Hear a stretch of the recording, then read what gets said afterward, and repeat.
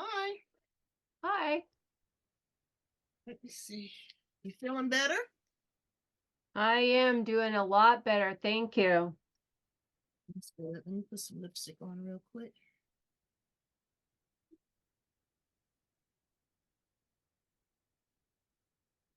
Look at you. You already look gorgeous. That's what he said.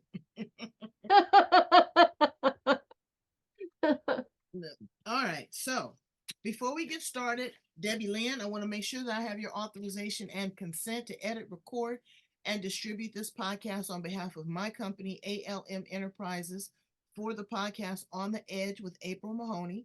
All rights reserved, and the interview is being completed. Is that okay? Yes. Thank you, ma'am. So we are going to talk about.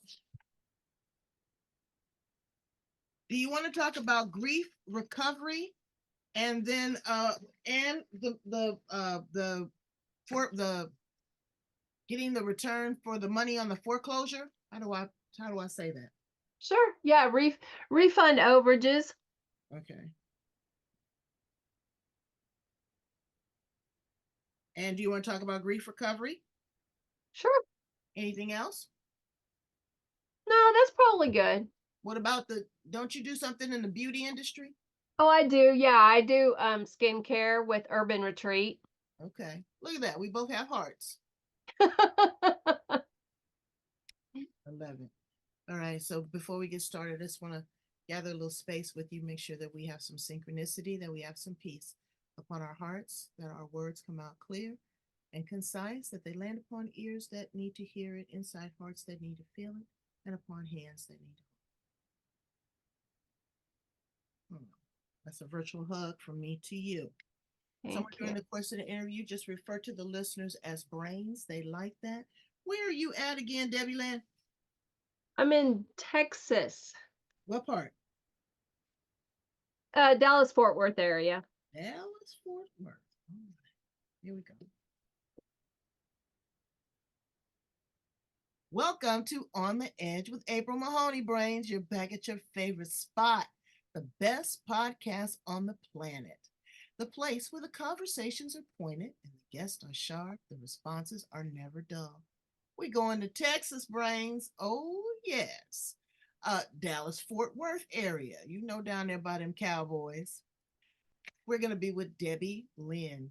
Debi's going to give us some very interesting information with regards to refund overages when you do is escrow or when you sell a property. Let me make sure that I'm saying this correctly. It's refund recovery specialist, and it's for properties that have been foreclosed upon. Oh, so see, a lot of times, brains, people think, oh my God, I've lost my house and I have nothing. But there are fees that could be associated with that you could get a little kickback from. So we're going to talk to Debi about that. Also, a very tender situation about grief recovery. She knows a little bit about that and she's been able to overcome and adapt. So let's welcome her to the edge. How are you today, Debi Lynn? I'm great, and I'm so happy to be here with you and all the brains out there. Thank you. Yeah, well, I'm glad to have you. Tell us a little bit about you and how you show up on the planet. Well, I am a child of seven. There were seven in my family. I have six grandkids, and I basically look at each day as a gift. I want to make the most of it every single day. And that's the way I look at life, and that's how I show up. Well, that's a beautiful thing because people don't take full on advantage of the moment. Life is so precious. And, it's like every time I turn around, when I turned 61, I got to thinking about how many people I've lost. But the scary part about it was that I looked at a photograph of my family and I'm of my, birth family. I'm the only one left in it. So we don't take that we can't take that for granted. You're one of seven. How was that in the pecking order? I bet that was a lot of fun sometimes. Yeah, we had our own baseball team. there were 5 boys and 2 girls, and I was the oldest. So, Mm. I pretty much the first 4 of us were a year apart, and so I pretty much was the somewhat caregiver because my dad was in the military, and we moved around a great deal. Ooh, 7 kids. I know we're a military family too, but 7 kids moving, that's a whole lot of family. You had a lot of responsibility too, didn't you? Yes, a lot of responsibility.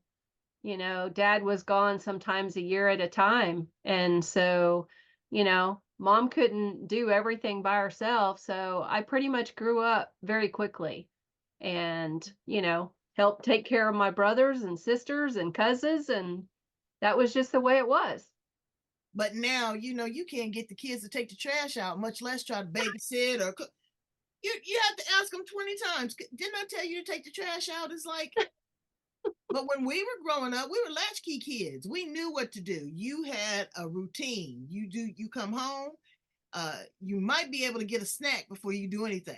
Wash your hands, get your chores done, get that homework done. Don't turn on the TV, and you better not have nobody in the house until we. Ex- And then you could go outside, but you better be back in before the street lights come on. yep. You know, so those were Yep. the good old days. Now, the kids, parents are taking them back and forth to school. They have no independence. They don't know how to, go get on the bus or go walk by themselves. When they get to school, they're having mass shooting drills. Most we had was an earthquake drill. It's a lot different when they come home. They're right into the device.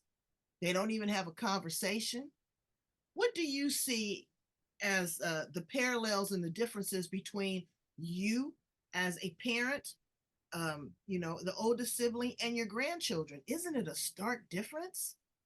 It is. It's very different. Even one of the things that I notice the most is, with both my kids, they decided to do homeschooling and instead of the public schools. So that in itself was very different. Um, and they just have different ideas when it comes to discipline as well. There isn't any. I know. It's that kindler, gentler parenting. The heck with that noise. If you show out in the store, I'm gonna show out with you. Yep. I'm gonna just stand there or just push the cart like I don't even know you. Be way up in front. I'm not gonna tolerate that. And there's no consequences. They don't Yeah. teach their kids consequences anymore. No. And that's the thing. And the biggest thing that I've noticed too is respect. Mm. The kids today, and I'm not saying all of them because there's some good kids out there, but the kids don't respect the parents. And the kids almost walk over the parents. And it's like, there's no way. I mean, we didn't sass back. We did not talk back to our parents. We knew if we did, we got to switch. In fact, my grandpa would say, "Go get the switch." I And know. if Ain't that was so cruel. That was so cruel. You didn't want it too thin because you know it would cut you. You didn't want it too thick, but how do you make me pick my own poison? That's awful. yep. And if you got it too big, he went back out and got a thinner one. So, Wow. Corporal punishment. I'm not a proponent. I think maybe I've had to tap my daughter's rump maybe 3 good times, and in my life, I probably as a child got it 3 or 4 real good times. But them 3 or 4 good times got my mind right. I ain't have to do it no more. And yep, you hate to set up fear because fear should not coincide with parenting or discipline. But sometimes you not listening to what I'm saying, and I keep telling you, and we went through the consequences and we went to the timeout and all that kind of stuff. Sometimes I just have to tap them thighs 1 or 2 times, and that'll get your mind right. yep. Oh yeah. And I mean, we didn't think anything of it. And, parents then didn't think anything of it either. And you knew if, you know, if you were waiting until your dad got home, you knew you were in deep, deep, Right, deep, you right, know. right. So, but you never did it again either. You learned from it, And you knew even before you got the punishment that you were in trouble. You knew what you did. Right. But the thing about it is too, is when I got disciplined after I got, could catch my breath and stopped all the panting and all the theatrics, my mother would have a conversation with me. Mhm. She Yeah. would say, okay, do you understand that you pushed me to this point? Do you understand? And, what is it that that you didn't understand, that you need to do better? Don't lie to me. That was one thing my mother could not stand, a liar. She said, I don't care what you do. You could kill somebody, but you got to tell the truth. That doesn't mean you don't have responsibility for your actions. But Mhm. parents now aren't even demanding respect. Yeah. And Yeah. you have to demand respect and demand excellence from these kids. You fail to realize that they're going to be independent contributors to society. They can't go in there and sass their boss. Well, they do. Some of these millennials are going and say, "Oh, I didn't come to work because I was drunk or I was high," coming in smelling like marijuana. Look like they, so disheveled they haven't taken care of themselves. And that's not all of them. But we No. have to draw the line somewhere. Wouldn't you agree? Yeah, absolutely agree. And they come in with the attitude of entitlement. Yes. Well, And we set them up it's though. like you're not entitled to anything. You work for it. I remember picking cotton as a kid, Mm, and that mm. was hard work. But you did hard work, and you knew that you were rewarded because you did that hard work. And they don't get that today. Well, we set them up for that because, as we wanted our kids to have it a little easier than what we had, and we created monsters. You know, Entitlement. I had a situation a while back with my daughter, and she goes, "Well, I didn't think it was going to be a problem because it's always been that way." Really? Newsflash. I said, "Okay, well, it won't be that way no more. How about that?" So the other day, she owed me some money. She owed me, she gave me the money, but she gave me $20 less than what it was supposed to be. And I said, "Well, I can count." I said, "It's $20 short." "Yeah, I had to do this, that, and the other." I said, "Okay." So a couple days go by, I didn't get the 20. I didn't get the 20. Yesterday, she came up on some money. I said, "Oh, I need that $20." And her eyes kind of bucked. You pay your responsibility. If I loan you something, I want my money back. If I give you something, that's something else. It's our vernacular, it's how we talk to them. It is the level of expectation that we set from the get go. But we also have to tell them the other side of life. And that is, it's not always going to be easy. And grief is going to come. You're going to lose a pet. You're going to lose your job. You're going to lose a spouse. You're going to even lose your self respect. How do you talk to your grandchildren and your children about grief? Because, that was a deep part of your experience as well. Yeah, and it's something that honestly, April, I had to learn. Um I stuffed my grief for 3 decades. Um and I didn't face it because I was raising my daughter and my son. Even though I had lost a son, he was 2.5 months old, and my other two were 2 and 4.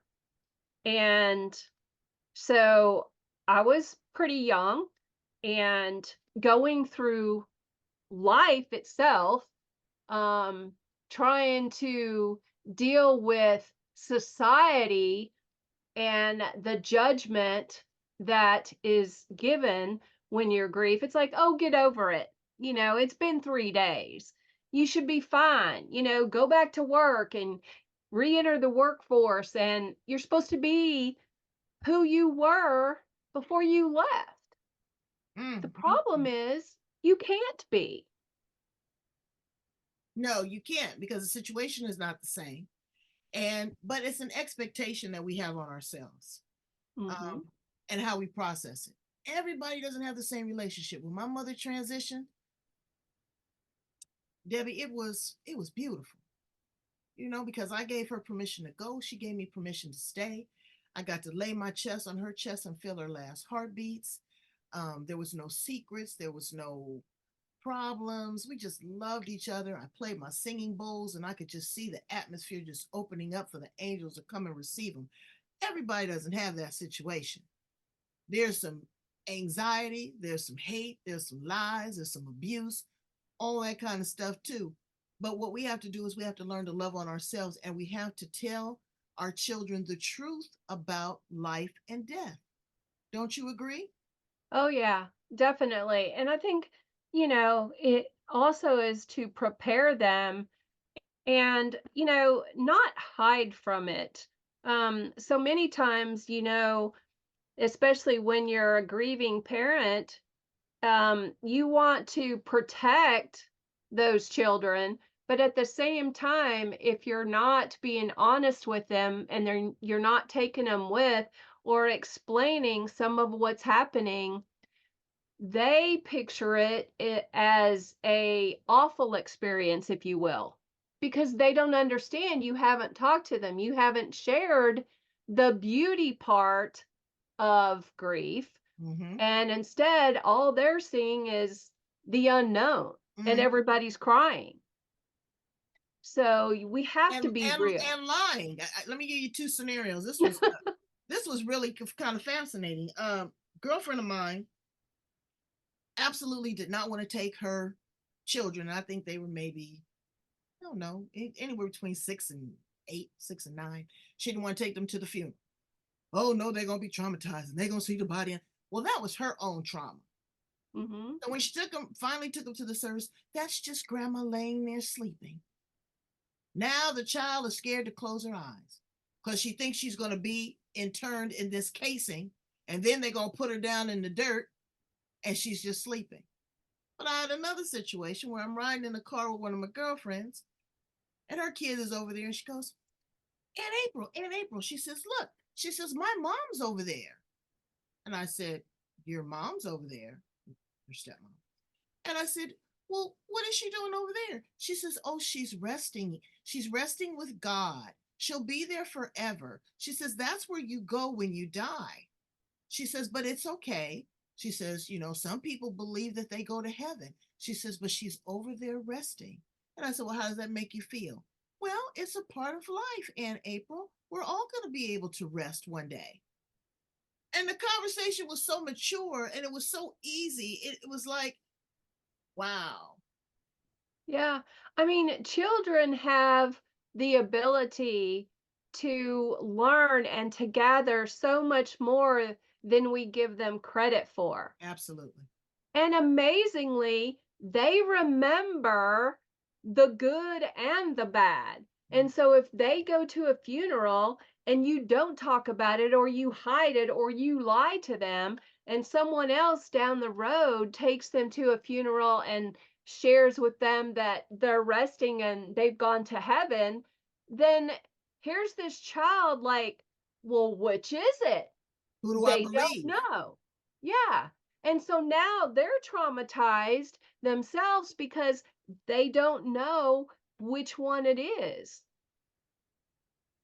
I don't know. I was always taught tell the truth and shame the devil. And if you explain something to a child, after you answer one or two questions, believe and trust, they on to something else. They're not thinking about what you're talking about no more. Yes. So let's They're flip the moving script. on. Exactly. Let's flip the script a little bit. Now, you came across something that was very fascinating, that there can possibly be, and not in all situations, but there could possibly have been some overage that you might be entitled to a reimbursement or foreclosures. Number one, how did you find yourself in that space? Are you a realtor or is this something you just stumbled upon? Share with us. Yeah, I just kind of stumbled upon it. I actually attended this seminar, and it was, you know, looking at, are you owed money? You know Hmm. how we've seen the unclaimed funds, I have, and girl, I done Googled my name and found, I found some money, yeah, from the state tax assessor and one from a company that I hadn't worked for. So Google your name, brains. yeah, yeah, yeah, Google your name because you never know. But this is interesting because what it is when a house is foreclosed upon, taxes are paid. In some cases, taxes are owed, and that's why they're foreclosed upon. And so when someone loses their home, they're not thinking, oh, I could have money due to me. But what happens is these funds are held for a brief period of time. And so you may or may not have funds due to you. But if you get a call or you get a postcard saying, hey, you may have funds owed, I encourage you to check it out, because what's happened is in the process of the foreclosure and the taxes being paid, there was an overage, and that goes to the government. And think about it. We don't want these governments to hold these funds. And what happens is if it goes into escheatment, and that's a big word, but it's basically the money is seized, it goes into the government, and now the government agency is keeping your money. And so you have these people out there that have lost their house that they could be owed thousands of dollars. So it's really the Now, best okay, way. so let me, and each, again, brains, each individual circumstance is very different. But for the most part, let's just use the scenario of a person that has an impound account. And in that impound account, they, again, may have overage on, they might be short on their taxes, but they might be over on their insurance. Or there still might be money from, sitting in an escrow account for them. So it's always good checks and balances. I mean, you're here, you unfortunately lost your property, and it could be, flood conditions in Texas, it could be fires here in California. It doesn't necessarily mean that you've defaulted, but you may have to have defaulted because you need to find alternative means and a residence for your family, but you still have these money there. So, what would be a good way for a person to proactively investigate this? They may not get the postcard in the mail, and the government is good at holding your money. We'll just Yeah. leave it at that, and seizing your things. And then again, you have to prove that they're wrong after Hmm. they already have it. Yeah. So, where could they go and look? Would that be a tax assessor? Would it be their mortgage company? The best place to start typically is their state governmental agency in the state where they lost the home. And a lot of times the mortgage company's not going to have it. And what happens so many times is if they had a foreclosure, that mortgage company now has sold off that asset. Mm. So that's not the best way. But the best way to start is at the government agency. Um, you can also, there are public records that you can obtain for foreclosed properties and to determine whether the taxes have been paid or not. And that would be the first place to start if you don't have, um, you know, if you don't know if you've had something, or call me and I can check in your state. So you have a nationwide database that you might be Yes, able to go in and check. Okay, yes. that's huge. Now, And we basically audit different government agencies throughout the country, going through their public records to find the unclaimed funds belonging to these people. now this is a very niche business. I don't think that you have a lot of competition, or is this a big industry that people are doing this, or? There's quite a there's more people doing it now because they're finding out about it. And so it is very it's more common than what it was say 5 years ago. Um and there are certain states where there tends to be more foreclosures, And so there's more properties. And you have to look at mortgage rates. And when interest rates go up, there's more foreclosures. And so that in Mm. turn ends up with more money being available or possibly available. Wow. Now, brains, know that this service is not FREE. It's not, because it's work, it's research. Do you help them once they find, or if they're eligible for these unclaimed funds, do you help walk them through the process of getting that back, or do you just provide them the information and they have to consult an attorney, or how does that work? The next step. We will actually do the work for them. What we do is, let's say, if your particular brain said, "Hey, I got this letter." So the first thing that we would do is determine, has it gone to escheatment yet? If it has not, then we will send you the documentations to sign, and we will actually do all the work for you. We will do the notary. We will go through the different agencies that are required. It typically takes a couple of months. And what we do is we ask for 40% of the um, collected monies. And that includes everything, all the hours that we put in. We typically will put in anywhere from 80 to 100 hours on one file. Oh yeah, and easy. And then there's checks and balances. So know that a 60-40 split is not bad, considering that you didn't have it to begin with. And someone is doing the due diligence nationwide, not just in your local county or city, but they have a nationwide database. Because once you with one mortgage company, they sell it off, you don't necessarily know who they sold it off to. Correct. So there's a lot of trickery in their brains. And the interest rates, we don't even want to talk about interest rates. Oh my goodness, I don't know how in the world people are living these days, or how they're purchasing property, especially here in California. One bedroom apartment is $1,800.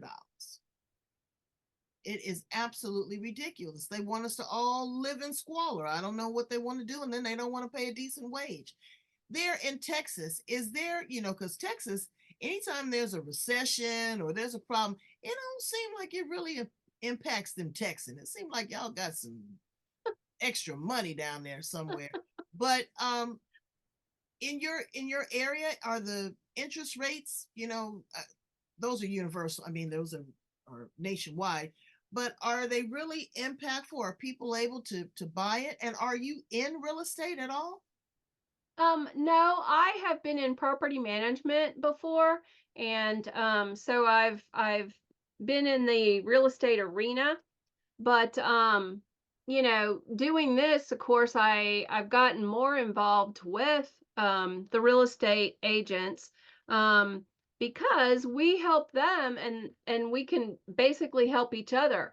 But it has affected Texas too, and it's affected states all over. In fact, because California is so high, you've got people moving from California into Texas and Oklahoma and Arkansas because it's cheaper to live. So it has created more impact. And then what happens is, when the interest rate goes up and all of a sudden they can't make the house payment or they lose their job, then they go into foreclosure. So we actually have more foreclosures in the last couple of years than we did during the pandemic. Mm, mm, mm, mm, mm, mm. And again, you're not a tax attorney, you're not a realtor, but just from your experience and your vantage point, when a person goes into foreclosure, they think that that's the end. They don't think that they're ever going to be able to rent an apartment, that they're ever going to purchase a property. But that's not necessarily the case. A lot of times, banks would like to see the fact that you have closed off that debt, however that is, you settled it, filed bankruptcy, whatever the situation may be, so that now that frees you up to Mhm. negotiate and reestablish yourself. Have you found that to be the case? And that is the case. And, people will ask the question of, is it legit? And what I will tell you is yes. In fact, all of the documents that are sent to the homeowner who has lost their property is notarized. We have notaries that are all over the United States, and they will come to you to sign the documents, and then they are sent to the particular state and entity on your behalf. So everything is legal. We have a staff of attorneys, on premise who actually work with us as well. And so it's all a legitimate process. It's just a very long process.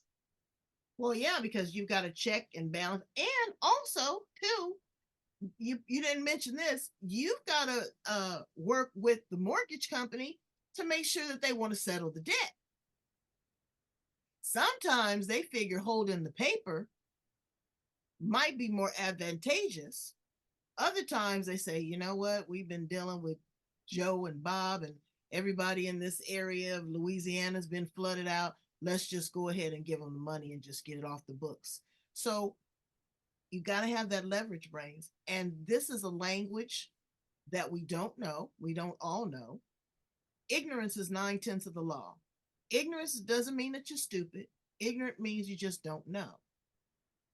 So you want to work with a trusted professional that has been in the trenches, like Debi Lynn and her partners, that know what they're doing, that have gone through this paperwork a gazillion times. They know the right questions to ask. They have the database to go in and retrieve the information that you need, be it expeditiously. I think that it's fair and equitable what they charge for the work that they do, considering you didn't think that you had a leg to stand on to begin with. So thank you so much for that, Debbie. Now let's ask you some fun facts before we close. All right. So I see that you like a lot of color. I like that ombre going on up under that hair. That's you're you're making a statement there. If um if you would have a conversation with your 25-year-old self, Debbie Lynn, what would you say? I would definitely say each day is a gift, and you have to live it and make the most of it and realize that there's so much beauty out in the world for us to take in and to breathe in every day. And I want to smile and give. There's so much to give. So just enjoy every moment. If you were an appliance in the kitchen, what appliance would you be?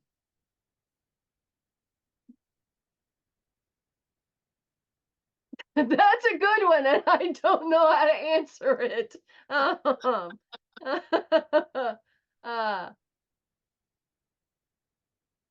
I don't know. I think right now the only thing I can think of is the air fryer because Oh, it's quick and I can get moving to where I want to go next. So exactly. and But since you know what? I'm always moving.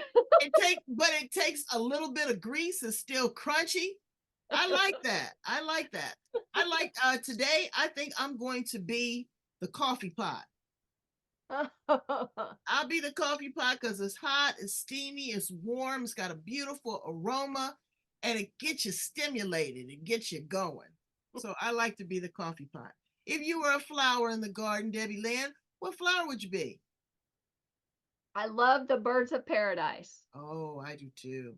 They're absolutely beautiful and just, the symbolism that they represent. I love the birds of paradise. Yeah, I have a bunch in my yard, so I always cut. So I have to have fresh flowers every week in my house. That's just makes me happy.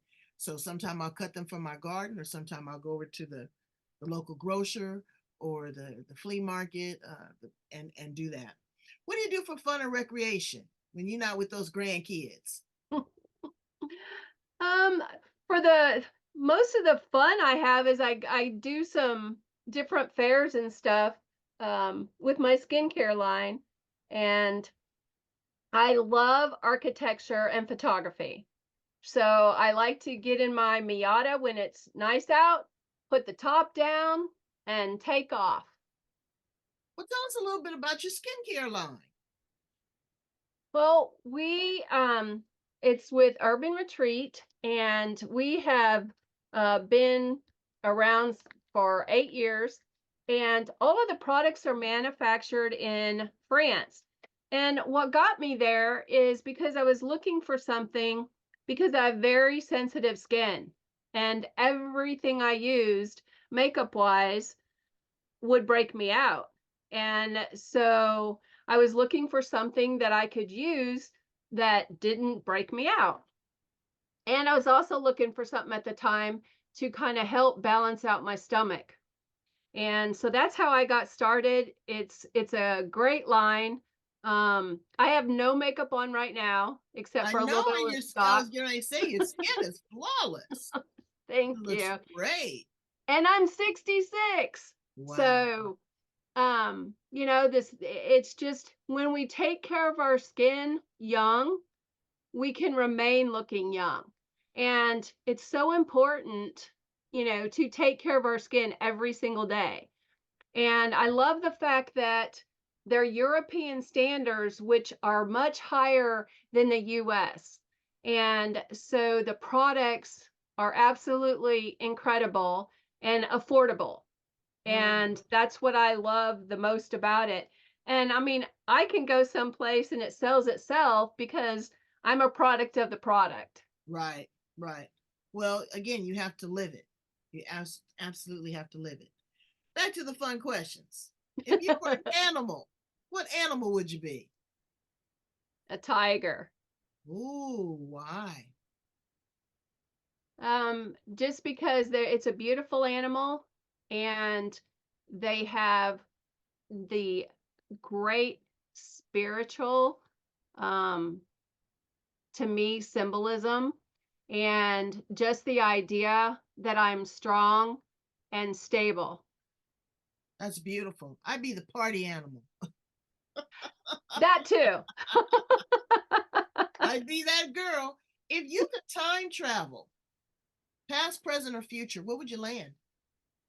In the 50s, In the 50s? Why in the 50s? because I was born then. Um, Ah, because okay. All right. because it was a great time in the United States. When you go back into that decade, there were so many things that I treasure in life that if we encompass today, I feel like it would be a different place in time.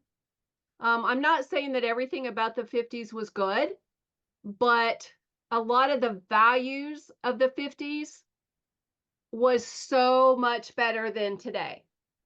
Oh, well, I mean, there's just, this is just a full on shit show. I From the, love that. from the politrickery, and I don't care what side of the spectrum, they're both liars, Yes. manipulators, and cheaters. Um, and the sycophants, the people who just go along to get along, just whatever, I'm just going along with the crowd. There's no critical thinking. Yeah. There's no responsibility, no accountability, risk versus reward. It's just, like I said, it's just a shit show. But Yeah. we have to navigate through that the best way that we can. We have to manage our grief. We've got to work with our children. We've got to look at our finance. Just because something detrimental has happened to you does not mean that it is over. That just gives you an opportunity, because when God set you back, He said, yeah, Yeah. so you just have to forge ahead. Debbie, you've been such a great conversationalist. I appreciate you sharing your wisdom on parenting, as well as your great advice with foreclosure fund recoveries. Tell us a little bit more about how we can get in contact with you if someone has a consultation that they'd like to do with you about those funds. How do they get in contact with you? Refundoverpaymentexperts.com. One more time. Refundoverpaymentexperts.com. All right, Brains. I'm going to put that at the back of the interview. Debbie, you have just been so much fun, you beautiful bird of paradise. And I wish you all the best for you and your grandchildren. And, you're a hottie because you're an air fryer. Thank you. All right. Brains, handle your business. Do your due diligence. Go back, look at your records, look at them. Don't be afraid of them. They're only pieces of paper with valuable information. If you look at things, you'll be able to address them. You never know what you don't know.